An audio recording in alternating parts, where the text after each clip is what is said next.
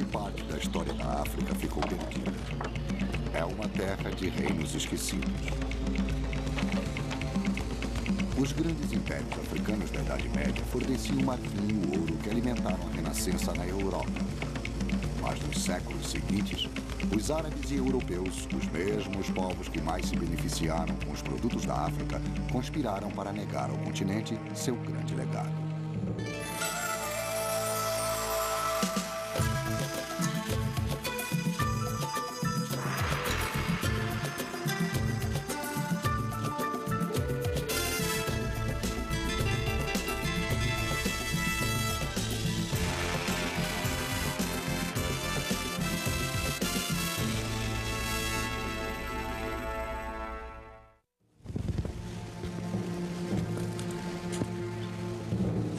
Os exploradores brancos recusavam-se a acreditar que os negros africanos fossem capazes de qualquer coisa, além das cabanas de lama e crenças pagãs.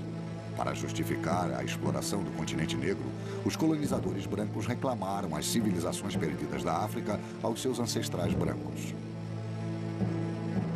Existe uma ideia fortemente gravada no mundo ocidental de que os africanos são um povo sem história.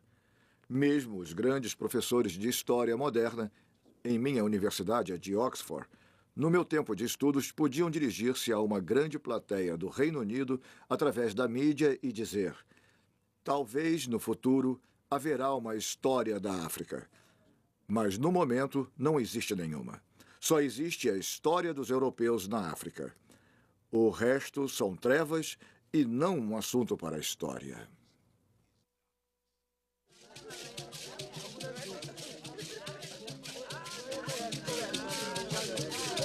As grandes civilizações africanas dependiam de uma tradição oral para passar adiante suas lendas antigas de chefes poderosos e conflitos tribais. Geração após geração, ouviram essas histórias, mas com o tempo, as lembranças falhavam. Até mesmo os nomes dos reis foram esquecidos. Sem qualquer registro escrito, os poderosos impérios do passado da África tornaram-se tão vulneráveis quanto sua terra.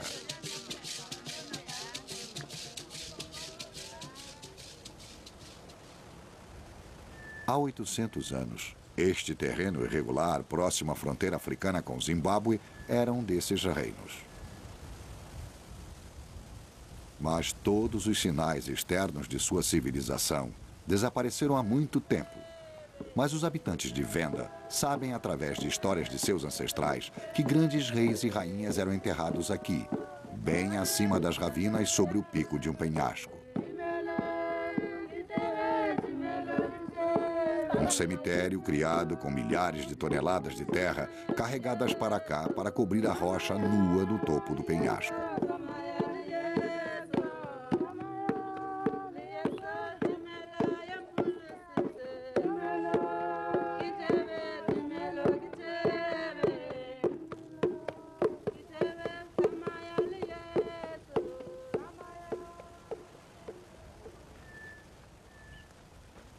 Oito séculos mais tarde, em 1932, um aventureiro africano com sede de ouro convenceu um aldeão local a levá-lo até o antigo cemitério de Mapuncumbuwe. Hoje, Ernst van Gran, neto do explorador, retrata a jornada. Apesar de ser meu avô, ele era um caçador de tesouros. Estava sempre interessado em descobrir ouro e procurou exatamente por este local durante quase 5 anos. Séculos de superstições protegeram este cemitério real contra o roubo. Seu guia nem ousava olhar para a montanha sagrada com medo de ficar cego. Os habitantes de Venda chamam esta montanha de Gupuwe, a montanha do chacal, e chamam-no por esse nome porque acreditavam que havia espíritos malignos e coisas misteriosas por aqui. Quando se aproximaram da colina, havia esses penedos verticais e parecia impossível escalar a montanha, mas descobriram uma passagem secreta que está bem atrás de mim.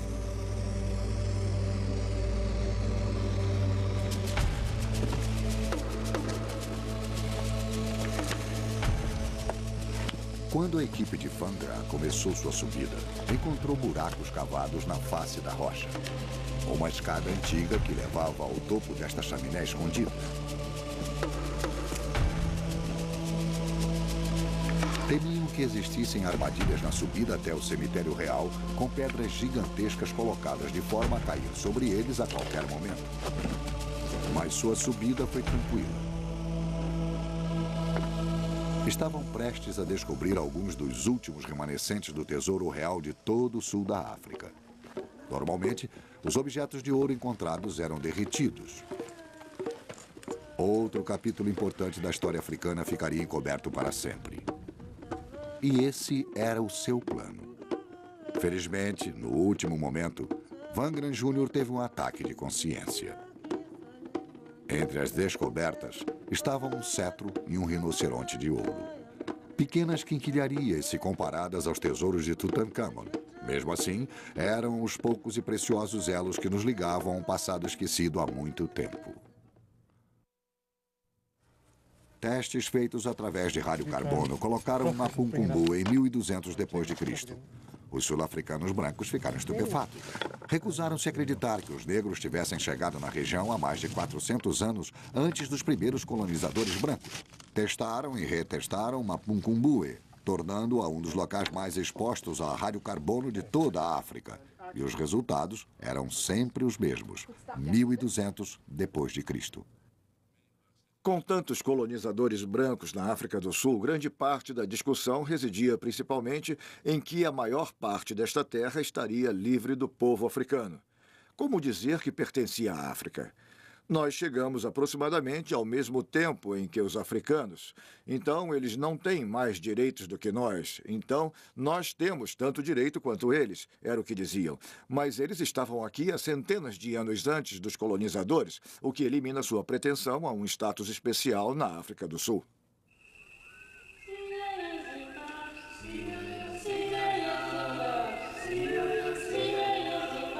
Esta civilização era antiga, era próspera e era negra.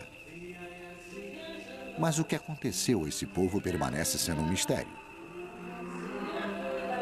Talvez tenham levado seus rebanhos de gado para o extremo norte, para os pastos mais verdes e o clima mais fresco de terreno mais elevado, ou talvez tenham se tornado os ancestrais há muito procurados por outro reino africano.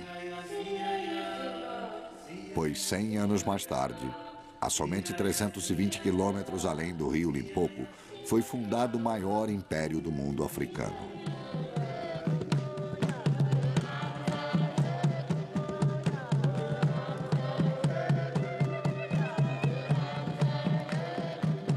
Enquanto a Europa encontrava-se na Idade Média, a África do Sul era dominada pelo reino do Grande Zimbábue. Seus reis governavam uma corte enclausurada por uma parede circular colossal, de mais de 8 metros de altura e 5 de espessura. Pouco se sabe sobre o império. Até os nomes dos reis foram esquecidos. Mas sabemos que possuíam milhares de cabeças de gado e forneciam marfim e ouro para os mercados de Soale, na costa oriental. O primeiro elo da rede comercial da África com o mundo. Atualmente, o país do Zimbábue toma o nome desse antigo reino. Zimbábue significa grande casa de pedra. Até recentemente, sua história real era negada pelos brancos, que estavam convencidos de que os africanos negros não poderiam ter criado estruturas tão monumentais.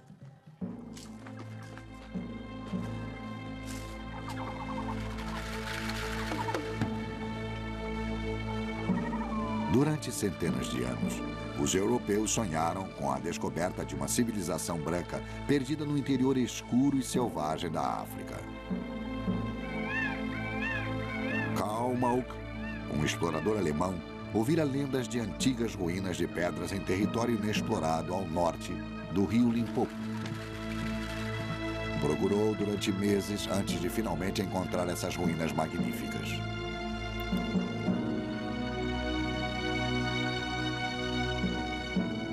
Terça-feira, 5 de setembro de 1871. Eu vi a uma pequena distância, uma construção aparentemente redonda era construída com placas de granito sem união de cimento. A parede exterior tem um diâmetro de uns 146 metros. Os nativos locais chamam essas ruínas de Zimbábue. Mauk ficou deslumbrado com o esplendor e a sofisticação dessas ruínas.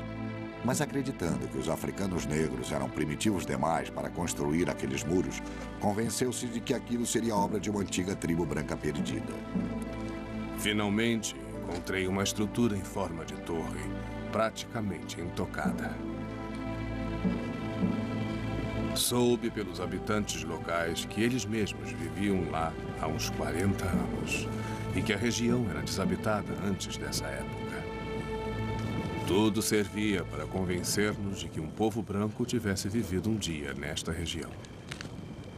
Ele desenhou os artefatos africanos em seu caderno de anotações, mas recusava-se a acreditar que a cidade fora construída por negros. Finalmente encontrou a evidência que acreditou provar suas teorias.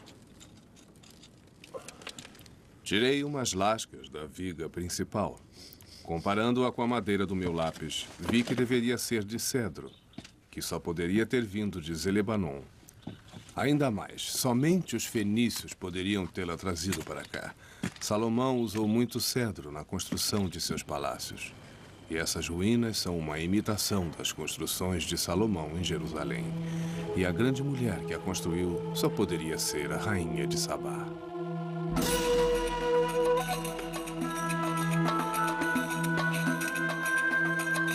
Este local, segundo Mauk, era a bíblica Ofir, a cidade de ouro. A história da rainha de Sabá foi contada pela primeira vez na Bíblia. Carregada de presentes preciosos de ouro e gemas, essa rainha branca mítica visitou o rei Salomão em Jerusalém. Diziam ser uma mulher tentadora, com um corpo voluptuoso sob suas roupas de seda. Deu ao rei tudo o que ele quis. Mauk concluiu que a rainha de Sabá deve ter sido a rainha do grande Zimbábue, e este local, o seu palácio. As teorias racistas de Mauk foram grandemente aumentadas pela propaganda feita por colonizadores brancos que queriam expandir o Império Britânico. Qualquer prova de que os brancos estiveram aqui em tempos bíblicos ajudaria a justificar sua exploração da região.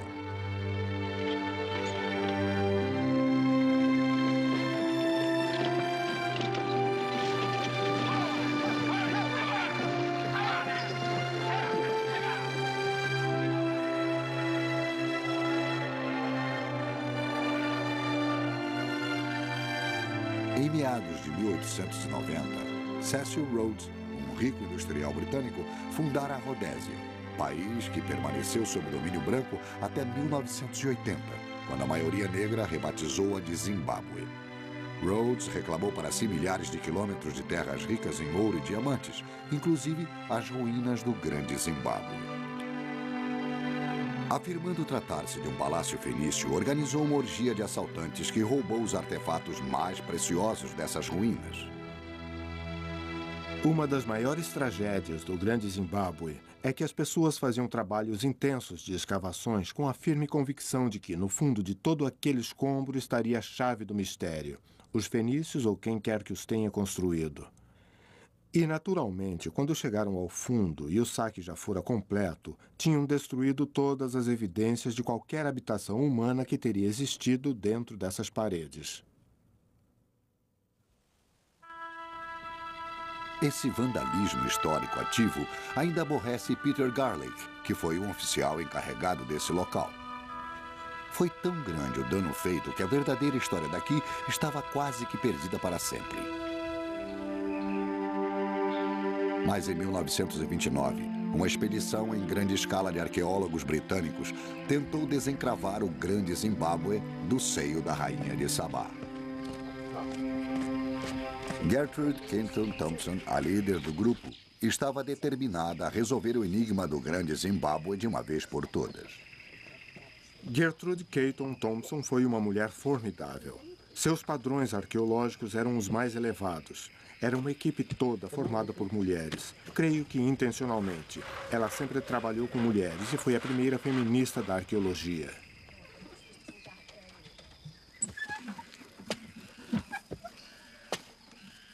Depois de semanas de escavações, sua equipe ainda não tinha encontrado material suficiente para datar o local. Decepcionada, procurou outra área que valesse a pena explorar. Keaton Thompson precisava localizar ruínas que não tivessem sido pilhadas. Exploradora determinada convenceu o amigo a lhe emprestar um avião.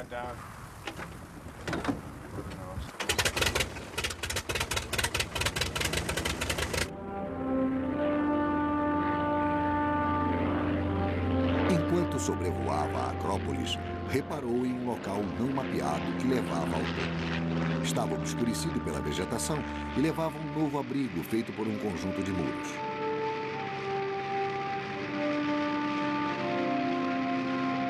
Finalmente, ela encontrara um local que não tinha sido tocado por mãos brancas.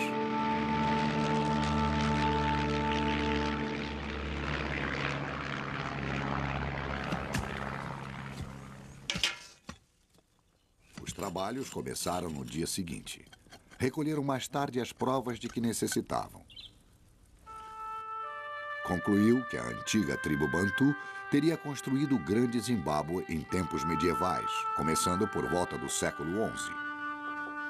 Mas suas revelações não foram muito populares entre os brancos rhodesianos. O trabalho de Gertrude Keaton Thompson deu-lhe uma grande reputação entre os acadêmicos e cientistas, mas não fez nada para convencer o colonizador a abandonar seus preconceitos. Eles, como todos os colonizadores, achavam que conheciam seus nativos, sabiam que não poderiam fazer aquilo, sabiam que o nativo era um selvagem. E nada que alguém pudesse fazer, fosse Keaton Thompson ou nos 50 anos depois dela, convenceriam pessoas com preconceitos raciais tão fortes de que o Grande Zimbábue não fosse exótico. Durante séculos, o Grande Zimbábue foi cercado por uma história inteiramente fictícia. Mas como seria realmente este grande reino africano?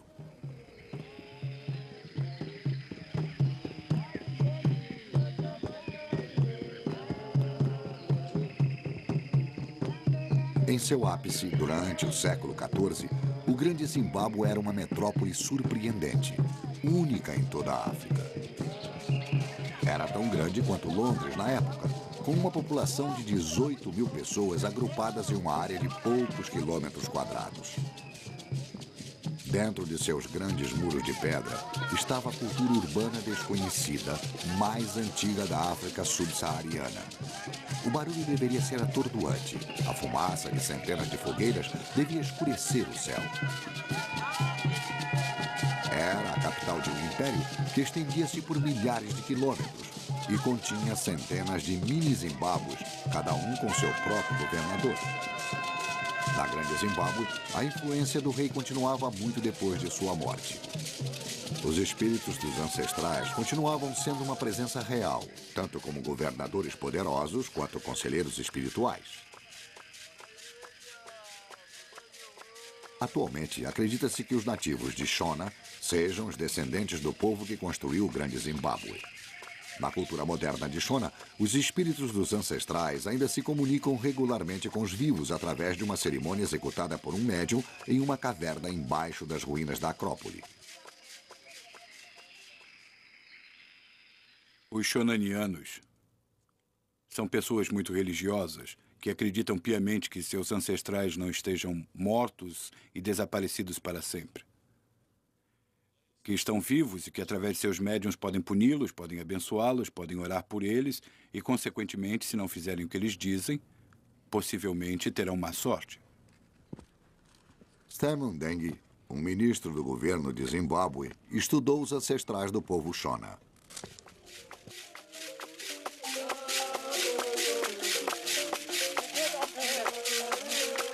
Geralmente, o espírito do governador, dos governadores mortos, eram os espíritos mais poderosos para assuntos de Estado. E esses espíritos possuíam médiuns que tornavam-se em todos os aspectos o imperador, mas em forma humana.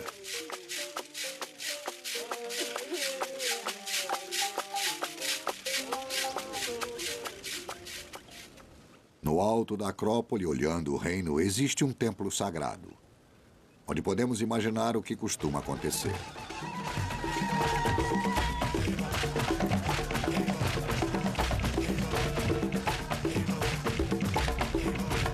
Durante as épocas difíceis, o rei vinha para aqui pagar seu tributo a seus ancestrais e pedir seus conselhos através de seu médium.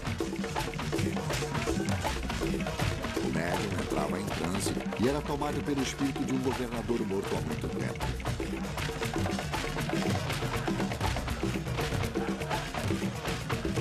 Esse elo sobrenatural entre o rei e os fundadores desta nação era fundamental para a cultura. Através do médium, o rei exercia sua influência sobre os médiums com espíritos de governadores menores.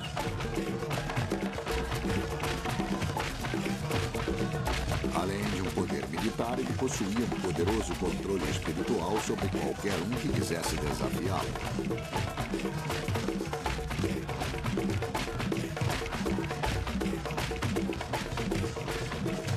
Não era necessário um grande exército para controlar.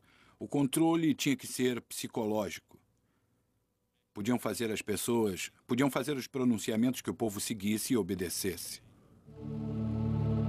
Esses grandes pássaros de pedra eram os símbolos daquele poder e estão entre os poucos ícones que foram salvos nesse lugar sagrado. Esta era uma civilização que representava a mais alta aquisição do povo de fala dialeto bantu desta parte da África.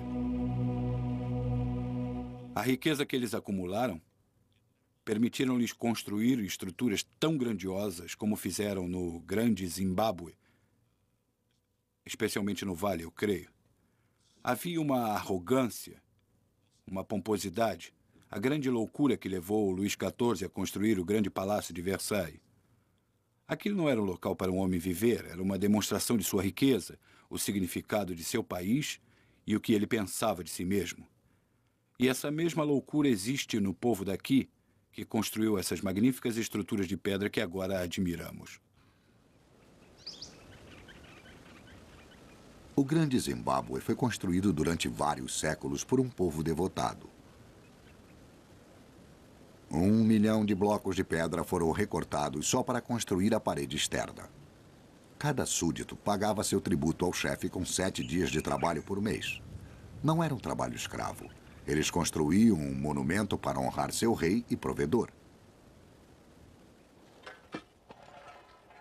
Os construtores originais dessas paredes buscavam pedreiras de granito como esta.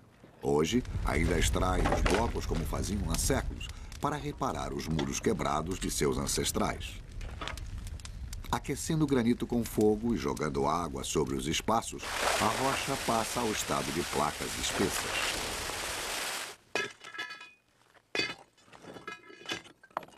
Então começa o processo da quebra e transformação das rochas em paredes de pedras secas. Apesar de ser fácil compreendermos como eles construíram essas paredes, por que as construíram é assunto de grandes debates. Seria uma construção uma fortaleza ou um palácio? A passagem estreita entre essas paredes elevadas gerou teorias variadas. Muitos acreditam que serviam para evitar que os homens olhassem as mulheres durante as cerimônias de iniciação. Mas provavelmente, no entanto, serviam para manter a privacidade absoluta da Casa Real. Mas isso ainda deixa o enigma da torre gigantesca em forma de cone. Os primeiros investigadores vitorianos imaginaram que fosse um símbolo sexual, como um pênis em pedra. Essa ideia foi ressuscitada em várias ocasiões posteriores. Mas não existe qualquer evidência, nem em sua forma, nem em sua decoração, que sugira isso. Existem tradições fragmentadas que sugerem que ela represente em pedra os grandes depósitos de grãos feitos em argila, onde os alimentos eram guardados. E isso corresponde à ideia do monarca, do rei, como sendo um provedor da alimentação de seu povo. Para executar esta enorme construção em 1300, foi necessária uma economia florescente. E a fonte dessa riqueza era o gado. O status de um chefe estava baseado no número de cabeças de gado que possuía. Um homem rico teria muito gado, podia manter várias mulheres, que lhe davam vários filhos, que forneceriam mais mão de obra para o cultivo de mais terras. Durante a seca, quando havia pouco trabalho, os fazendeiros tornavam-se mineradores de ouro.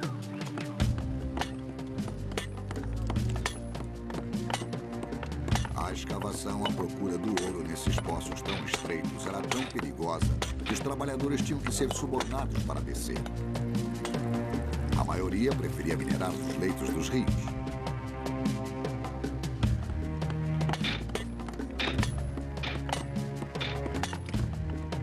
O ouro era monopólio do rei, que pagava seus mineiros com gado, reservando o ouro para si, para trocar e negociar com os mercadores suahilis da costa africana oriental.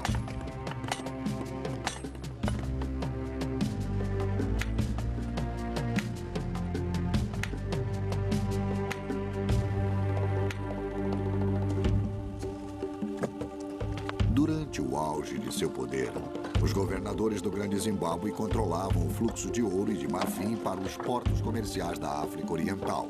E esse comércio serviria de combustível para a construção de algumas das cidades mais magníficas do mundo antigo.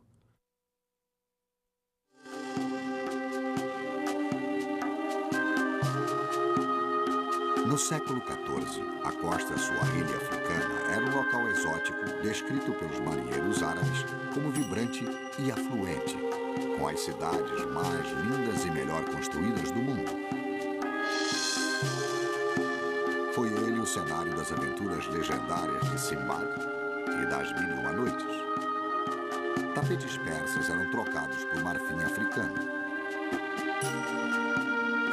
Porcelana era trocada por ouro.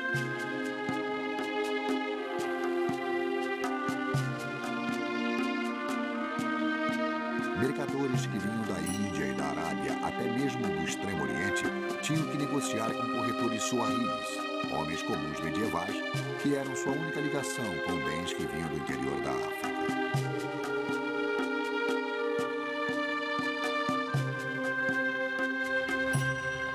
Os suahilis construíam seus barcos e navegavam pelos canais perigosos até os vários portos comerciais. Através do controle marítimo, mantinham superioridade sobre todo o comércio da região.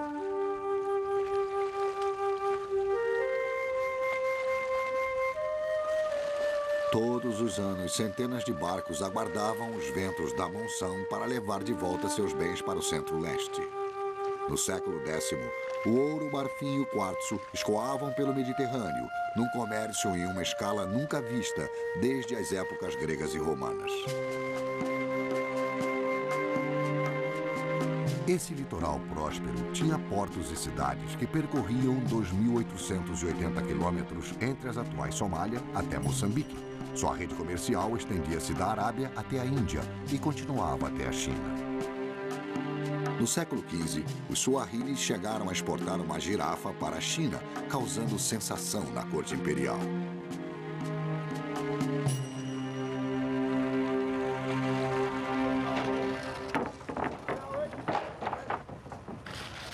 Esse extenso contato com outras culturas produziu uma sociedade cosmopolita, influenciada tanto pelas condições árabes como pelas hindus.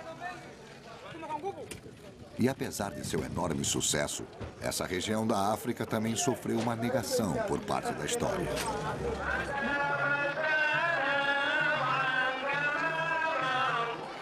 A confusão pode ser traçada desde os primeiros comerciantes árabes e a introdução do islamismo. Os suahilis adotaram o islamismo há 1000 anos, e esse código religioso, compartilhado entre eles, ajudou a criar uma confiança mútua nos negócios. A oração teria unido os comerciantes árabes e os mercadores africanos. Deveriam lavar-se em cisternas como estas. Depois entravam nas mesquitas, tão grandiosas como as catedrais medievais da Europa. Mas o mistério continua. Quem teria construído essas grandes cidades? Os árabes ou os africanos?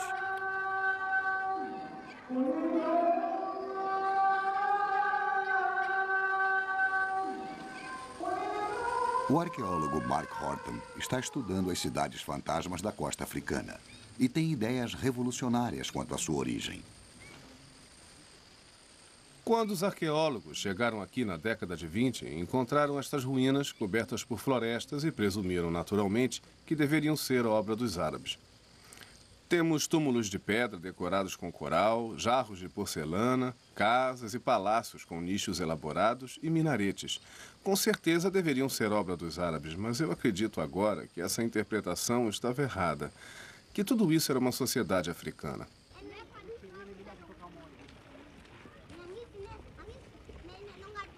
A matéria-prima dessas cidades foi tirada de depósitos de coral.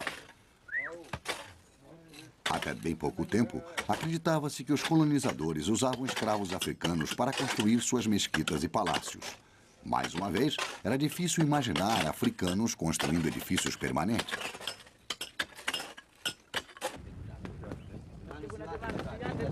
Atualmente, acredita-se que os suahilis representaram um papel muito mais importante na criação desse império comercial e que os ricos mercadores que construíram essas cidades de coral fossem africanos e não árabes. É uma história complicada para ser desvendada. No século XVIII, muito tempo depois de várias dessas cidades costeiras terem entrado em declínio, a costa oriental da África era realmente governada por sultões árabes da ilha de Zanzibar. Para apoiar suas afirmações territoriais, insistiam que os africanos tinham sido somente colaboradores no desenvolvimento da civilização suahili. Durante 10 anos, Mark Horton está ajudando os suahilis a reescrever sua história e poderem reclamar seu legado de direito. Para Horton, esta construção abandonada é um testemunho da traição feita ao povo suahili. É chamada a Casa das Maravilhas. Esta grande construção representa a humilhação final dos suahilis. Foi um presente dos ingleses ao sultão árabe de Zanzibar, nos anos de 1880. Os britânicos queriam apoderar-se de grandes partes da África Oriental, mas infelizmente os suahilis estavam no caminho.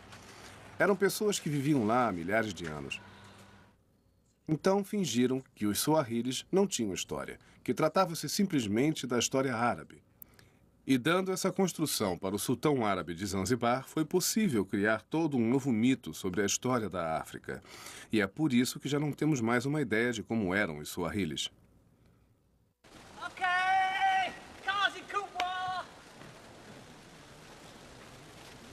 Horton acredita que a única maneira de descobrir quem eles eram é cavando. Sua meta é encontrar provas de um antigo estabelecimento africano na ilha de Pemba, nas costas tanzanianas. Ele leva sua equipe de trabalhadores a um local onde acredita ter descoberto a lendária cidade de Kambulu. Segundo os registros árabes do século X, Kambulu foi a primeira cidade muçulmana na costa suahili, portanto, de importância crucial.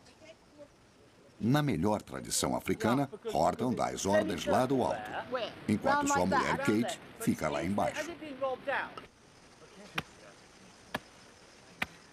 Estão começando a descobrir o chão de uma mesquita que desapareceu completamente.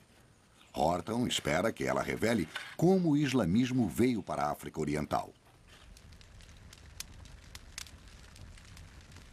Uma antiga lenda árabe oferece uma explicação. Abdur Juma, arqueólogo-chefe de Zanzibar, transforma-a em uma história de acampamento para os trabalhadores exaustos. E ela está no diário de um explorador árabe.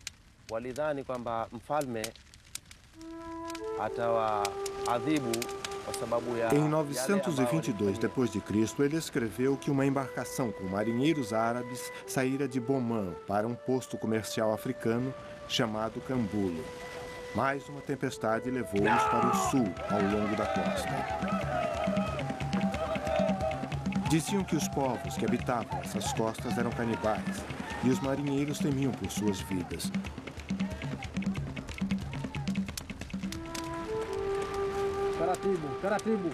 Os mercadores árabes assustados foram levados para a praia e arrastados até o rei. Felizmente, ele parecia mais interessado em negociar do que em comer. Ficou encantado com as joias árabes e eles trocaram presentes. Os marinheiros tiveram bons motivos para rezar por Alá. Quando chegou a hora de partir, convidaram o rei para ir até o navio para se despedir. O capitão árabe estava com más intenções. No mercado de escravos de Omã, esse rei africano poderia valer 30 dinares. Deu ordem de partida. E quando chegaram a Omã, o rei foi vendido como escravo.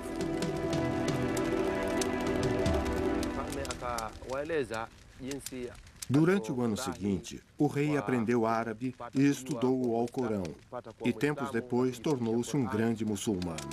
Um dia, então, fugiu de seus donos e percorreu milhares de quilômetros até sua aldeia.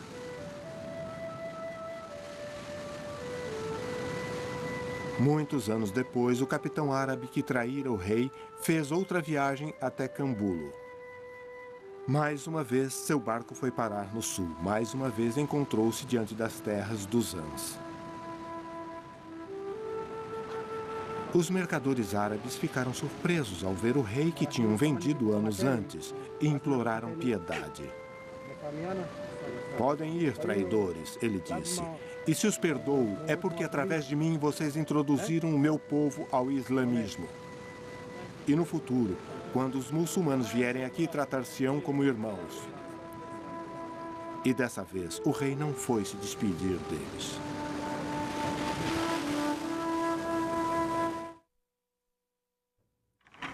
Horton acredita que a difusão do islamismo ao longo do corredor Swahili foi uma espécie de política de segurança contra o comércio árabe de escravos.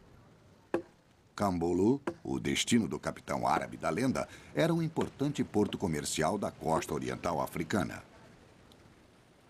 E se foi Cambulo que Horton encontrou, então, sob o chão dessa mesquita de pedra, podem existir mesquitas mais antigas, construídas em um estilo mais tradicional africano.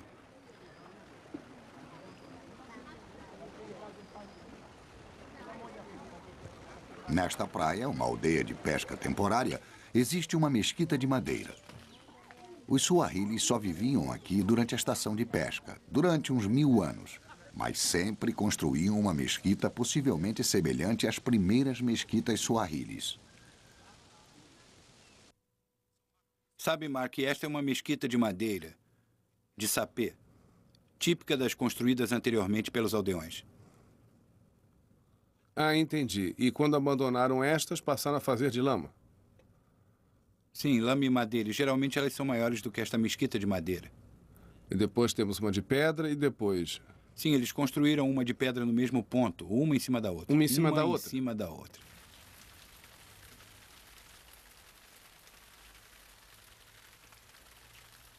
A chuva forte fez uma parada nas escavações. A água amacia o solo suficiente para endurecer o pulso de Mark Horton. Sob a mesquita de pedra, começam a encontrar os remanescentes de 2 mesquitas de madeira, uma em cima da outra. A mais antiga, datando do século VIII.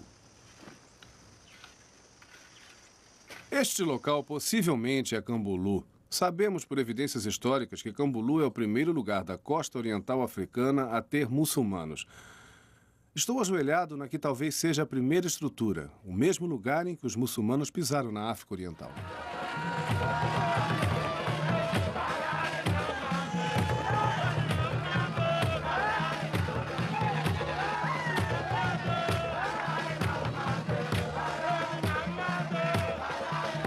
Um festival muçulmano homenageia o nascimento de Maomé, mas na ilha Lamu, no Quênia, a comemoração tem um ritmo tipicamente africano. Os grupos fazem corridas de barco em torno do arquipélago e surgem no porto. O islamismo pode ter vindo da Arábia, mas esta é uma celebração suahili, em uma cidade suahili. Mesmo assim, muitos suahilis continuam a acreditar que os fundamentos de sua civilização são árabes. parte da confusão foi autoperpetrada, no sentido de que muitos muçulmanos, entre o povo Swahili, preferiam identificar-se em termos árabes. E assim, aumentavam as tendências racistas dos forasteiros, que queriam negar qualquer crédito à África, e esses muçulmanos passaram a ter motivos quase religiosos para a autoarabização. E os observadores ocidentais tinham motivos racistas para acreditar aos árabes a civilização Swahili. E os dois motivos ajudaram a criar a confusão.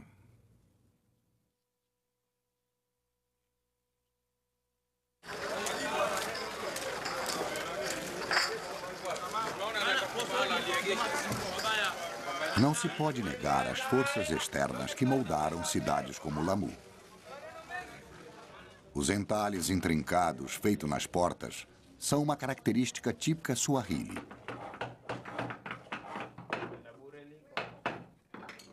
Talvez, há vários séculos, entalhadores hindus visitaram a África e ensinaram os africanos a entalhar desenhos elaborados na madeira.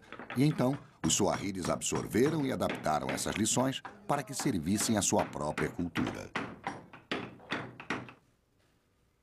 Talvez os persas tenham introduzido os desenhos ornamentais entalhados nas paredes das casas.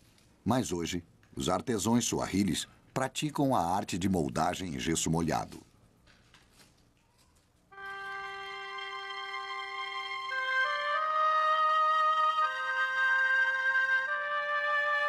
Há 6 séculos, mercadores africanos ricos construíram vilas decoradas pelos melhores artesãos.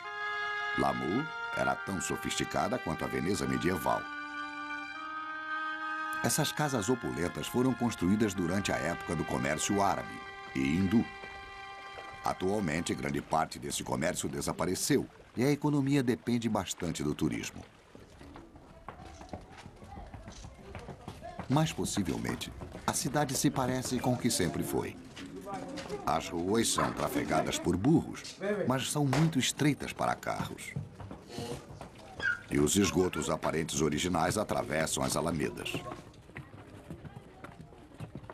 As ruas em labirinto de Lamu são espelhadas naquelas de muitas cidades fantasmas ao longo da África Oriental.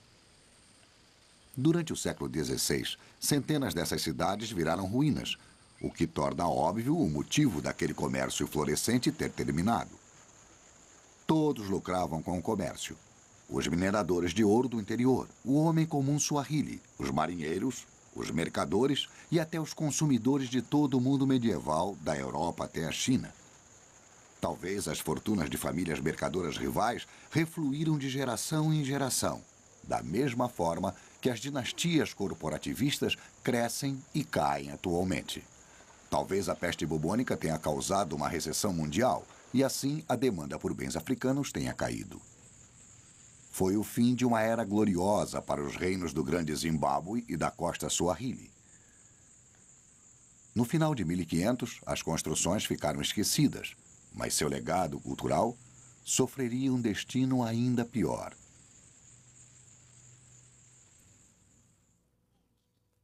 Todas as sociedades elegem o que querem lembrar.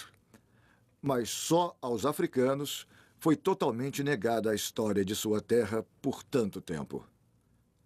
Mas lembrem-se de que é aqui que nossa espécie começou a surgir com as evidências atuais. Foi aqui que os primeiros humanos andaram na Terra. Portanto, o primeiro habitat da espécie humana parece ser o último a ser exatamente compreendido. E pagamos um preço por essa falta de compreensão.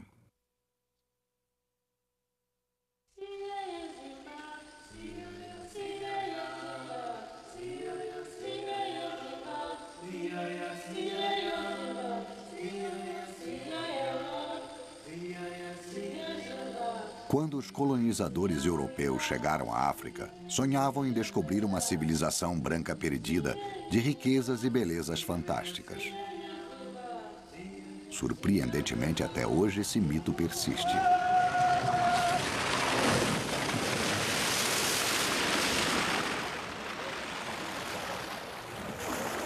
Esta é a cidade perdida do sul da África. um monumento vivo a uma imaginária tribo branca perdida. É parte do Clube Cidade do Sol, um dos parques temáticos mais luxuosos do mundo. A praia artificial está superlotada de sul-africanos brancos em férias.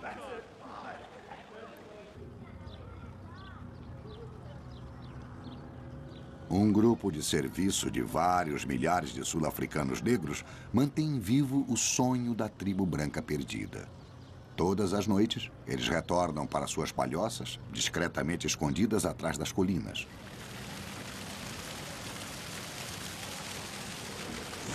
Talvez nos séculos vindouros, quando os futuros arqueólogos descobrirem essas ruínas, eles as identifiquem como os remanescentes de uma tribo perdida de africanos brancos.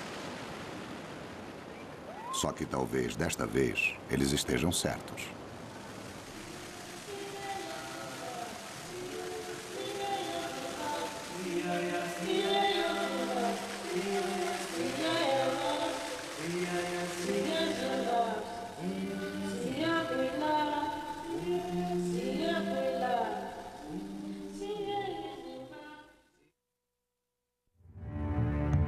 Versão brasileira Audio News.